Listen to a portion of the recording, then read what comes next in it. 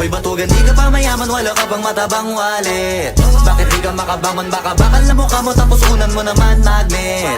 Pahiga-higa lang sa higa, ang kala mabiyaya sa iyo ang kusang lalapit. Iba ka hanip, di nagpapanik. Sanay ka bang walang budget o sadyang wala ka lang target? Yung iba namang mga tamad ay meron din kakaibang mindset. Kaso lang hindi natin alam kung utak ba talaga nila ang ginagamit o gumagamit. Pag walang wala at pagkakailanganin sa patalang kumakapit. Pag walang arip, sige ang dali, sige ituloy mo pa pare hanggat hindi ka pa sumasabi. Sana malabanan mo sarili mo na sanay na puro kahingi. Alam mo naman siguro sa sarili mong hindi yan nakakabilib. Tapos siya pa yung galit sa'yo sa pilitan.